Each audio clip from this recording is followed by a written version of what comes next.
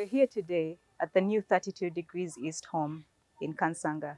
We have the great privilege of sitting down with Tessa, the director, and discussing their new home and the considerations and thought process that went into selecting this area, selecting the materials that they used, and coming up with a brilliant design that is going to create a home for a very long time for all the artists and creative people in the Kampala area.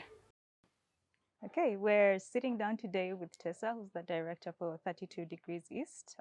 Tessa, thank you so much for joining us. My pleasure. Yeah. So we have heard a lot about this new home for 32 Degrees. We're very excited about it. Everyone's buzzing. I'd like to get your views, first of all, on why you felt the need for a new home, first of all.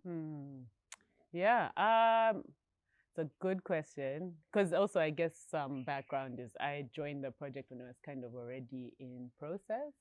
And a lot of the thinking around it was we were renting a space in Kansanga, just 5 minutes from here, and had been there since 2012. But when you're renting a space, you're always kind of at the whims of a landlord, and I think, or landlady. And there was a time where there was kind of a scare that they were going to build apartments in that space. And I think once that happened, the previous directors started thinking, how do we really think about our sustainability? Like we've had so many years of programming, working with artists, building our reputation as as a home for artists and a place where artists can gather. And so, it'd be a shame if just by random chance, all of a sudden we don't have our space. And so they really started thinking about, how do we have something more permanent? And that is what land does. When you actually own a plot, you can make a lot more decisions about the kinds of programs you have and what you want to do with the space. And because artists are so creative, even just having a plot in itself means that there will always be something specifically for artists. So Okay. that's kind of where it came from. Yeah, that's cool. You talked about owning land and it freeing you up to make your own decisions. That's going to be one of my main focuses for this talk. Is I'd like to know how you came about making the decisions for what kind of design, what kind of feel you wanted for your new home, what kind of impact you wanted to have on the environment, Right. and what you think it's going to teach other people maybe in the long run. Yeah. Sure. Yeah, I think it was really a consultative design process. Okay. So I guess a little background about the architects. They were really good friends with the previous founder, and so that's how they came on board with this project. It was kind of it started off pretty easy, like, oh, we'll just move these shipping containers that we have to our new plot. Just help us, figure out the new design for them. And then when we started thinking a bit more about what we wanted the space to do, we realized that there's so much more potential rather than, just like moving the containers, but actually how do we think about this is kind of a once in a lifetime opportunity to own your own land, and so why don't we really make the most of it and build something with the artist input that we just ask them if you had a space that you could design, what would you like to see, what's been missing from the space, and what kinds of features of the actual building do you think would help you in terms of your practice? So then you start thinking, artists can then tell you things like, oh, you need to make sure that there's lots of light, or you need to make sure that the walls are high enough so that I can, put my work at different angles, or you need to make sure the floor is comfortable so that, when I'm like on, sitting down on the floor, like sometimes I sit on the floor rather than a chair, they're just all of a sudden telling you all these different things that for us as organizers or producers we might not be aware of. So really the architects spend a lot of time really talking to the artists. We have a kind of program called Art to Chat that's about contemporary art and social issues, and so we invited them to come over and really make it a design session with different members of our community. And our community is so diverse. So you have people who, are photographers, people are painters, sculptors. You had architects come to the session. We had an IT expert just out of interest come to the sessions. And so she was talking about things like, because at first they wanted to put the containers kind of buried under some land, like have, like things growing on top of the containers. And the IT person was like, no, that won't work because you won't have connectivity. Fiber, So yeah, exactly. So it was really nice to actually get all of this different input from such a cross section of people, both in terms of how the space feels and what it does and its properties, but then also I think even in terms of the components of the space. So then not just having, we've had studios for artist residencies, but also having studios that artists who are more established can actually rent out, having an exhibition space for artists, which we hadn't really had a design space for them, having a cafe so that different people who maybe wouldn't be exposed to art can actually come in and use the space and be introduced to the art world. So all of these different factors that then came in based off of these conversations. Okay, that's really cool. I think it's very sadly many people miss out that very initial stage of talking to the people who are actually going to use the space. Right. Because I think many people take on the mentality of, oh, build it and they will they'll come. Exactly. And many times it goes, It very does, wrong. Yeah. But turning it back to the environmental aspect. So now we know that there's a lot of input, which is fabulous. And I think this is why many people are buzzing about the project, is because it's been very collaborative, I guess, so far.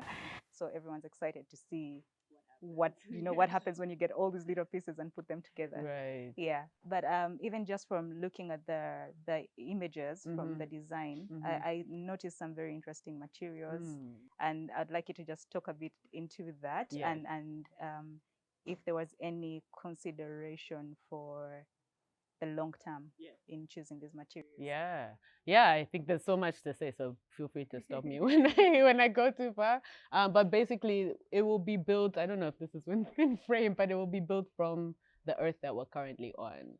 So literally, the holes that you're seeing around the property are from soil tests that have been done. So we're using a combination of compressed earth blocks and rammed earth. It will actually be the first building using rammed earth in Kampala. There's one in Entebbe, but this will be the first in Kampala, which is super exciting. And essentially, those are processes I didn't know about them before. Like we definitely wanted the project to be environmentally friendly, and I think anytime, being 2021, if you are taking on any kind of construction process, you have to be thinking about environmental impact. And so by building something with the earth that we're on, it has almost a zero carbon footprint, very low carbon embodiment. And because you're not, moving materials from different parts of the city. You're using exactly what you have on site. Exactly. This is the beauty of it. Right. Building like our, ancestors did. Exactly. It's an ancient technique that's kind of died out, because often, there are not enough people who maybe know about it. The building regulations aren't really up to the point where they can easily approve the thing. They're like, no, they have all these, how will it, it won't crumble, all of these things. So it's just easier for people to be like, concrete, cement, all these things, which often are terrible for the environment. Yes. And so basically with rammed earth or compressed earth blocks, you're using almost, I think the mix that we have now is about 92% earth, and then lime and a little bit of cement and some water. And it's a mix. I should actually go and get a compressed earth block sample. Yeah, and it's actually lightweight. We were testing it out before. It's super lightweight. Exactly. It seems like a pretty breathable material. So that's also really good. Exactly. Even the properties of it, like cooling properties as well. So that means you don't have to pay for AC or a fan or anything like that. It's also beautiful. Like you literally can see the different earth, you can see different stones in the earth. So people literally viewing the building can see that it's made exactly. And you can even, with the compressed earth blocks, for aesthetic purposes, choose what size you want them to be. You can pattern them. So for anyone who's like, it's earth, it's, old school or, village like or whatever, all of these dismissive things, there's so many really beautiful aspects of it, as well as the environment. Yeah, I was just going to come to that. I think right now, even when people have this knowledge, sometimes it's difficult to put it out there in a positive way, because everyone has this idea of what the contemporary, modern, new, stylish look should be. Exactly. And so you tell someone that's rammed earth. This is personally, this is why I'm excited about the project. I would like to be able to point and be like, this is what the earth can do. Exactly. Yeah, so that's what I'm waiting to do with your project.